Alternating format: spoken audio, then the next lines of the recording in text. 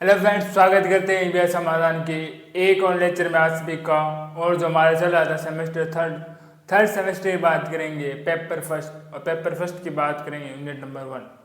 Unit number हमारे 1 thermodynamics चल रही थी। आज हम जो बात पढ़ने वाले हैं, बात करेंगे दहन ऊष्मा के अनुप्रयोग के बारे में बात करने वाले हैं कि हमारे पास दहन ऊष्मा होती है, उसके क्या यूज होते हैं, क्या प्रयोग होते हैं, उनके बारे में बात करेंगे। हमारे पास पहला ही पॉइंट आता है इसके अंदर, अभिक्रिया ऊष्मा का निर्धारण। क्या होता है अभिक्रिया ऊष्मा का निर्धारण? आप देखिए, कुछ जो अभिक्रियाएं होंगी ना, जो उन ऊष्मा है उनका मान हम प्रत्यक्ष रूप से ज्ञात नहीं कर सकते हैं। कुछ अभिक्रियाओं का जो ऊष्मा है ना, उसका क्या नहीं कर सकते, प्रत्यक्ष रूप से मान ज्ञात नहीं कर सकते हैं।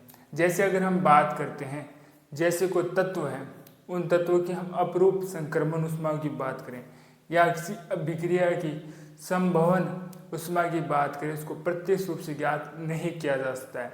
उसके लिए हम क्या करते हैं, पहले दहन ऊष्माओं की मान ज्ञात करते हैं, फिर हम क्या करते हैं, उनकी ऊष्माओं का मान ज्ञात कर लेते हैं। ठीक है, लिख लेते हैं कि कुछ अभिक्रियाओं के ऊष्मा का मान प्रत्यक्ष रूप से ज्ञात नहीं कर सकते हैं। जैसे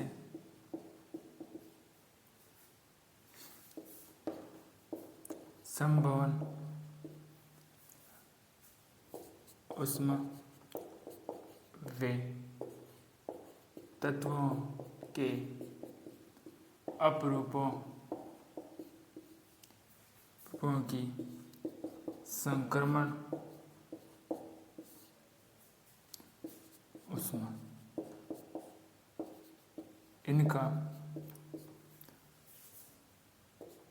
निर्धारण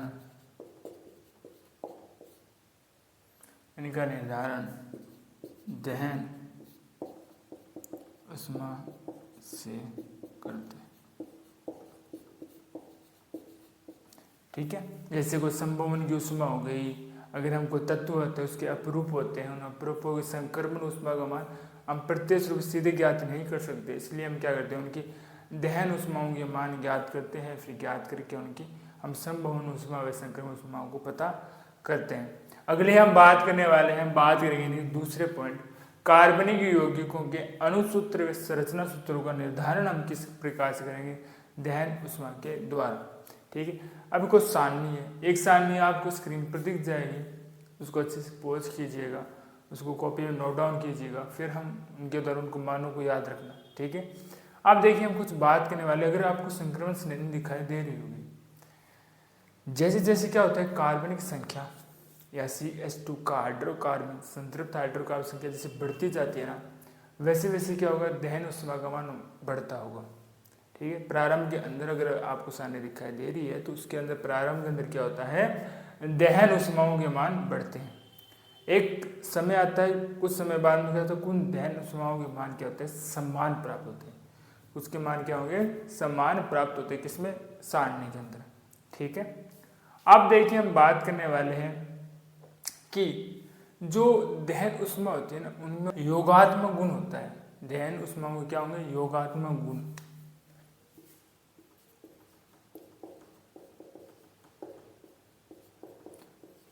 और आपको जो सारणी दिखाई देगी जो स्क्रीन पर, उसको बोलते हैं हम सजातीय सारणी।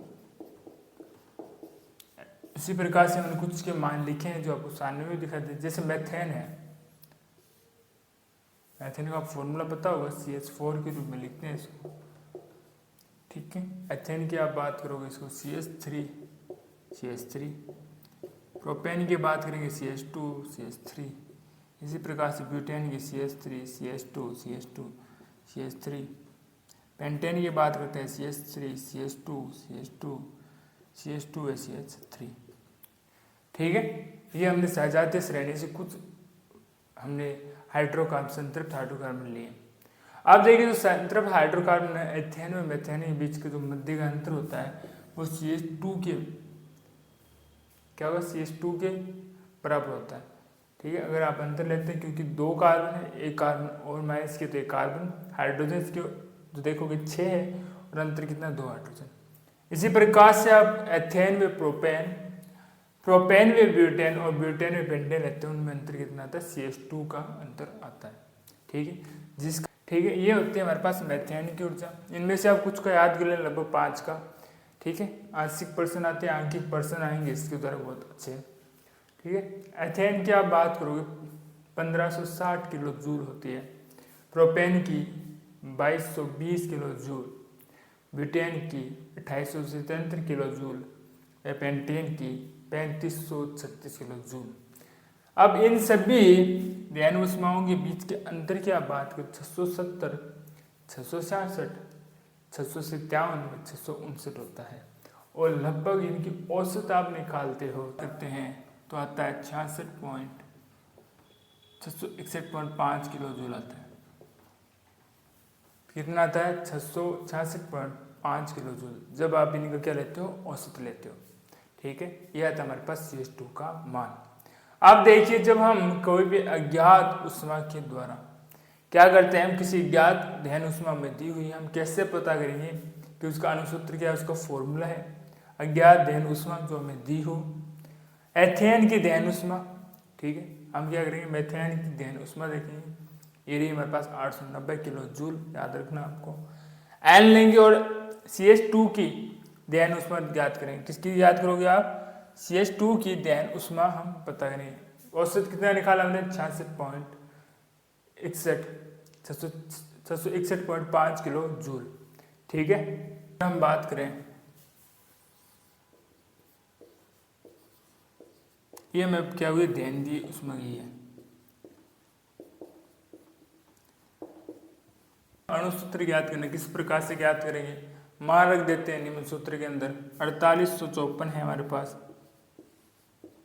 फिर हम क्या करते हैं, मेथेन की दहन ऊष्मा, मेथेन की दहन ऊष्मा कितनी है 890 kilo joule plus N, CH2 की औसत दहन ऊष्मा मान कितना है 661.5।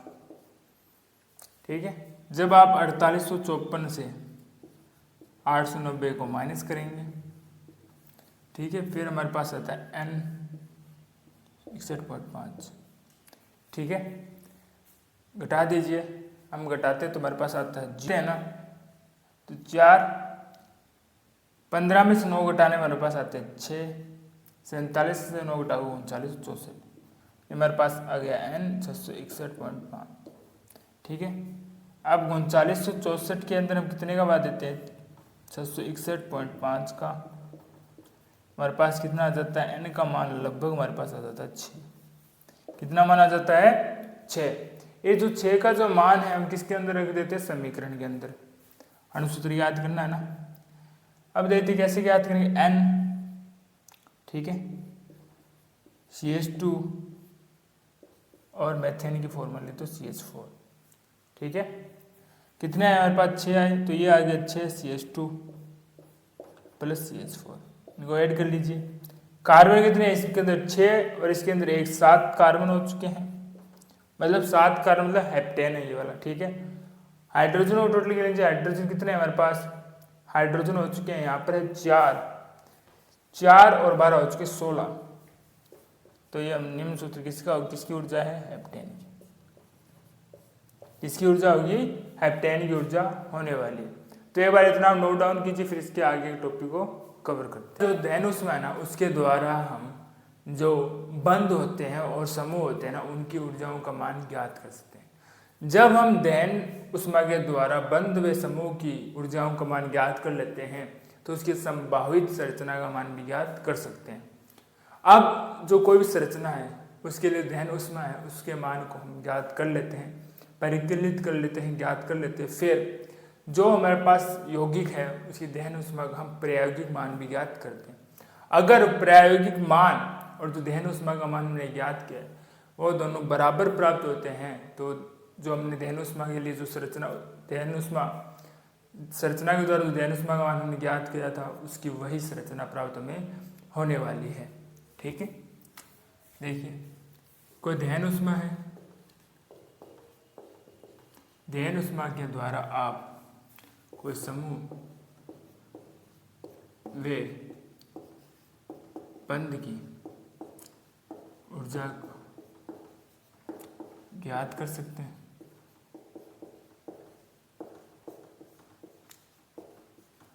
ठीक है, अगर आपने किसी की समूह बंध की ऊर्जा ज्ञात कर ली है, परिकलित कर ली है, तो उसके द्वारा आप क्या करते हैं, संभावित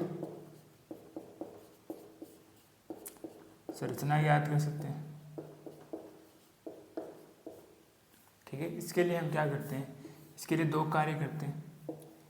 एक, संरचना की दहन ऊष्मा का मान ज्ञात करना। ठीक है, फिर प्रायोगिक मान किसका, यौगिक। ठीक है, अगर ये दोनों मेल खाते हैं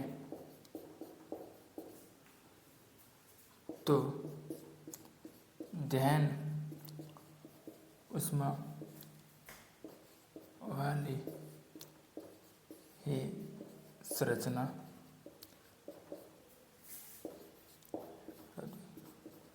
प्राप्त होगी।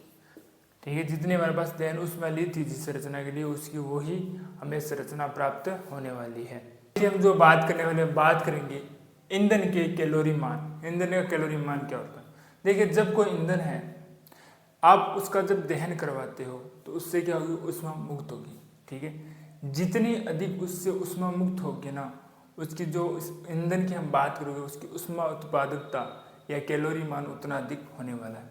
ठीक है, जितना अधिक उसका कैलोरी मान है, जितनी अधिक उसकी ऊष्मा उत्पादकता है, वो उतना ही उत्तम ईंधन माना जाता है। उद्योगों की बात करते हैं तो उद्योगों में भी उस ईंधन का चयन किया जाता है जो सबसे सस्ता हो और जिसकी ऊष्मा उत्पादकता अधिक हो। अगर वह थोड़ा महंगा भी हो परंतु ऊष्मा उत्पादकता उसकी अधिक है तो उसका ही चुनाव किया जाता है। ठीक है, लिख लेते हैं इस बात को। ईंधन दहन से जितनी ऊष्मा मुक्त होगी, ठीक है, ईंधन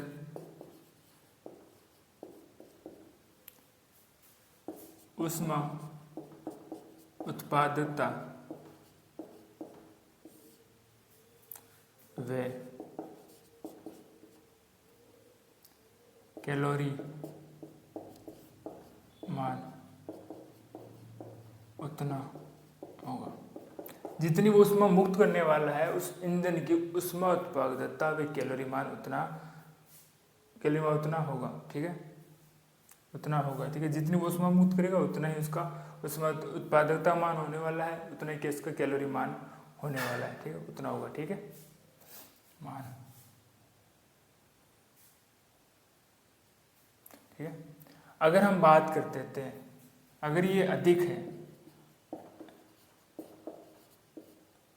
ठीक है, अधिक है तो वो क्या हो जाएगा, उत्तम ईंधन हो जाएगा। क्या हो जाएगा, वो उत्तम ईंधन हो जाएगा। अगर हम उद्योगपतियों की बात करते हैं और को चुनाव करे अच्छे ईंधन का, क्या ध्यान रखेंगे, दो बातें। पहला क्या होना चाहिए, वो सस्ता होना चाहिए। दूसरे क्या रखेगा, ऊष्मा उत्पादकता अधिक हो। अगर थोड़ा महंगा भी हो क्या, परंतु और ज्यादा वो ऊष्मा उत्पादकता हो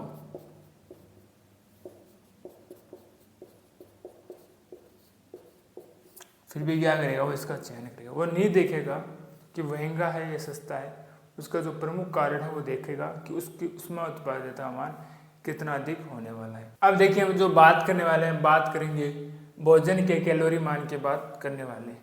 देखिए भोजन द्वारा हमें कैलोरी मान किस प्रकार से मिलता है। ठीक है, जो भी हम खाद्य पदार्थ हम जो ग्रहण करते हैं उसका क्या हो जाता है, उसका दहन हो जाता है। उस दहन के द्वारा हमें क्या मिलती है, उसकी ऊर्जा का निर्माण होता है। उस ऊर्जा का प्रयोग हमारा शरीर करता है अपने दैनिक क्रियाकलाप करने के लिए।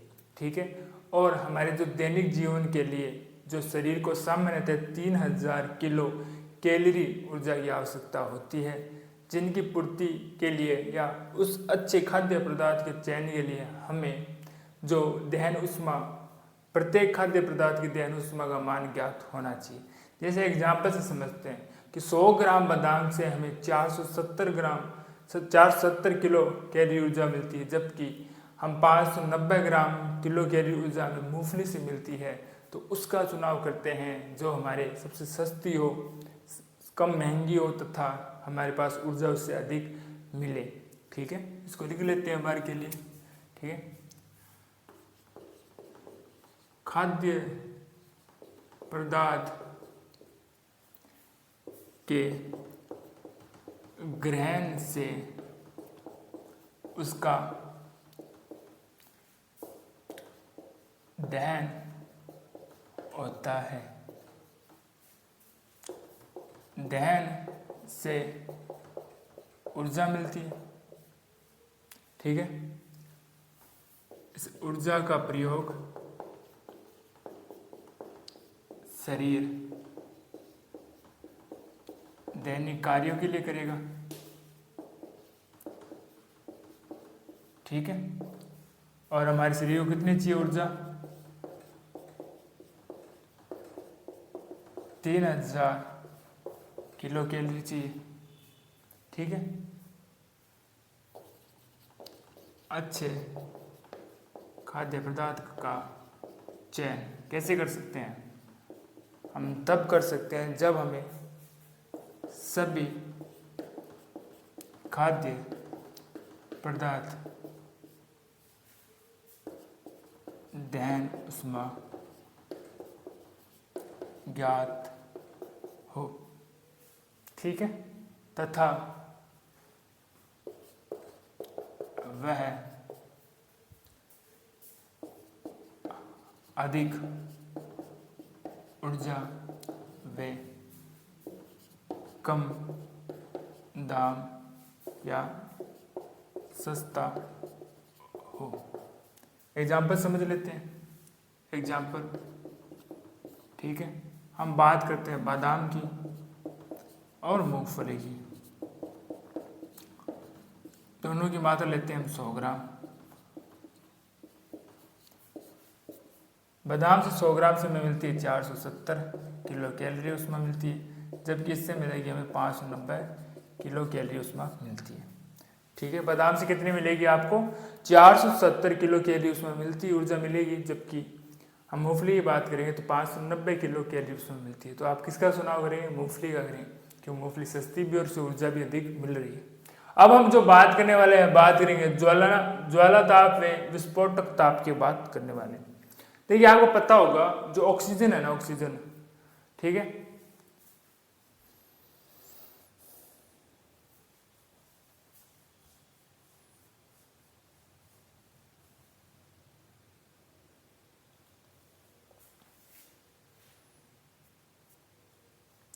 ठीक है, आपको पता होगा कि जो गैसें है ना, गैसें वो ऑक्सीजन की उपस्थिति में तेजी से जलती है। क्या जलती है, तेजी से जलती है, और तेजी से जलने से क्या होगी, उसमें हमें ऊष्मा भी बहुत अधिक प्राप्त होती है।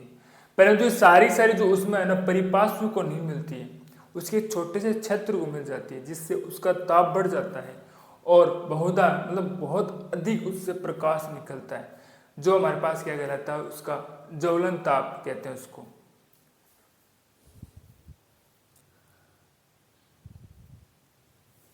ठीक है, उसे क्या कहते हैं, उसको ज्वाला कहते हैं। क्या कहोगे, उसको ज्वाला। ठीक है, देखिए गैस से ऑक्सीजन उपस्थिति में तेजी से जलती है, जिससे अधिक मात्रा में ऊष्मा निकलती है, परंतु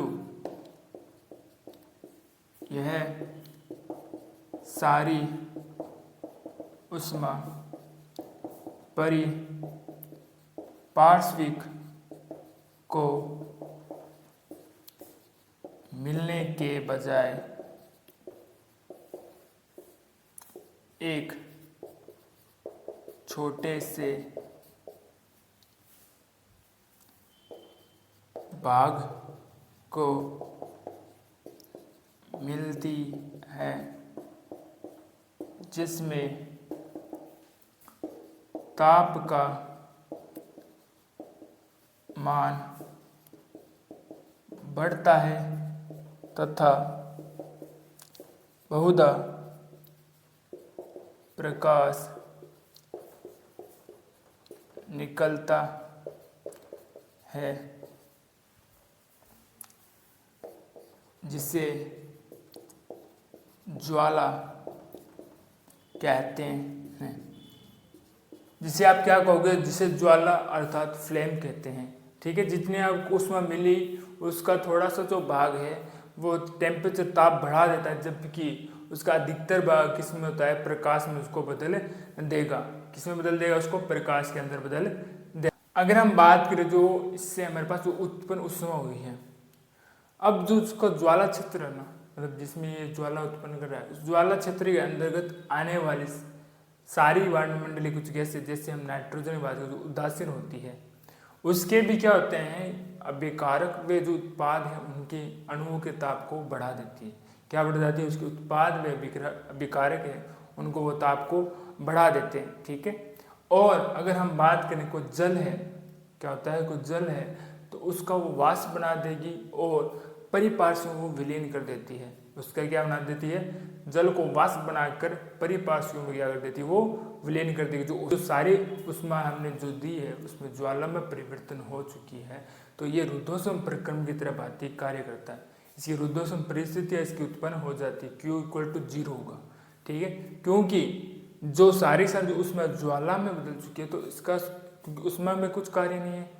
ज्वाला में तो इसको ताप में इंक्रीज होता है, ताप में मान को बढ़ाता है, और इसी ज्वाला का जो ताप होता है उसको क्या कहते हैं, उच्चतम ज्वाला ताप कहते हैं। इस ताप को क्या कहते हैं, उच्चतम ज्वाला ताप कहते हैं, क्योंकि सारी जो ऊष्मा है वो ज्वाला बनाने में केंद्रित है। किसमें केंद्रित है, ज्वाला बनाने में केंद्रित है। ठीक है, इसको आगे लिख लेते हैं। ज्वाला क्षेत्र में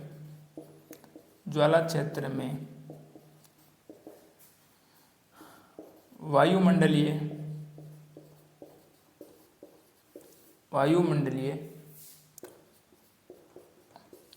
उदासीन गैस से N2 के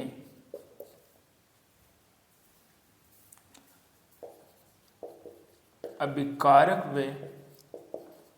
उत्पाद के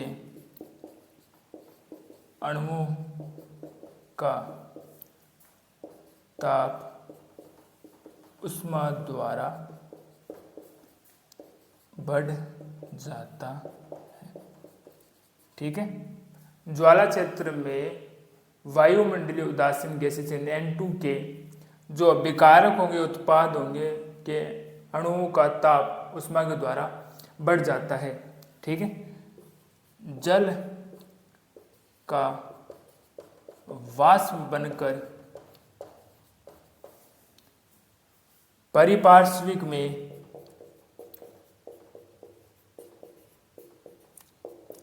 विलीन हो जाता है, क्योंकि ज्वाला केंद्रित ऊष्मा है, तो यह रुद्धोष्म परिस्थितियों की भांति कार्य करेगा, अर्थात Q बराबर 0। ठीक है, एक बार इतना आप नोट डाउन कीजिए, फिर इसको आगे कवर करते हैं। तो विक्रिया का जो ताप है ना, जो उष्मा है, उस उष्मा का प्रयोग अधिकतर क्या होता है, जो ज्वाला है ना उसके ताप बनाने में प्रयोग हो जाता है। ठीक है, परिपार्श्विक अंदर वो नहीं जाती है, इस ताप को कहते हैं उच्चतम ज्वाला ताप कहते हैं। ठीक है, देख लीजिए, उष्मा का प्रयोग ज्वाला के ताप बढ़ाने में प्रयुक्त हो जाता है। इस ताप को उच्चतम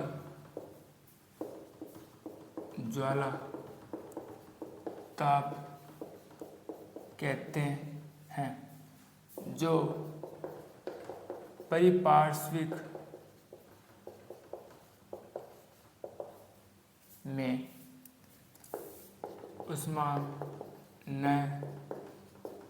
मिलने के कारण, ठीक है, क्योंकि परिपार्श्विक तो वो उष्मा मिलेगी नहीं, बाहर जाएगी ना नहीं तंत्र से, केवल वो क्या करती है, जो उष्मा होगी ना वो क्या करेगी, जो ज्वाला है, फ्लेम है, उसके टेम्परेचर को इंक्रीज करेगी, केवल बढ़ाने वाली है। अब देखिए, अगर हमने जो अभिक्रिया दर्शाई थी, अगर अभिक्रिया को हम जैसे थी वैसे दर्शाया जाए तो हमें उत्पन्न जो उष्मा होती है क्या होगी, उत्पन्न उष्मा को हम डेल्टा H के द्वारा, और जो उत्पाद है उसमें जो अधिकतम ताप मिलता है उसको हम बोलते हैं ज्वाला ताप। ठीक है, निम्न अभिक्रिया में, ठीक है, जो उष्मा होगी उसको क्या कहते हैं, डेल्टा H के द्वारा प्रदर्शित करेंगे, और उत्पाद के अधिकतम ताप को हम क्या करेंगे, ज्वाला ताप। ठीक है, अगर अभिक्रिया क्या हो,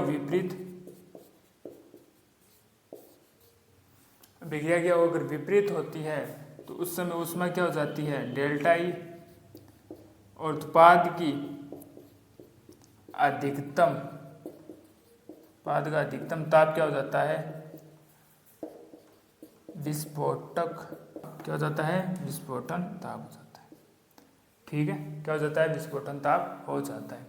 अब देखिए, जो कोई पदार्थ है या कोई गैस है, जब आप उसका दहन करते हैं ना तो अभिकारक उत्पाद में नाइट्रोजन गैस भी विभाजित होती है। ठीक है, उसमें उपस्थित होगी।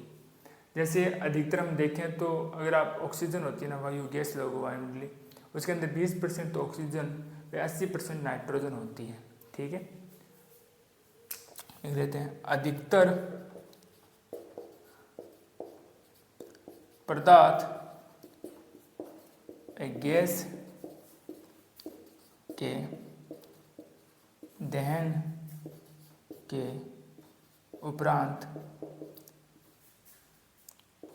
अभिकारक व उत्पाद में नाइट्रोजन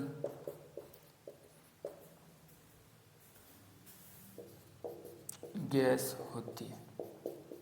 ठीक है, कितनी होती है, 20% तो ऑक्सीजन होगी और 80% क्या होती है, नाइट्रोजन।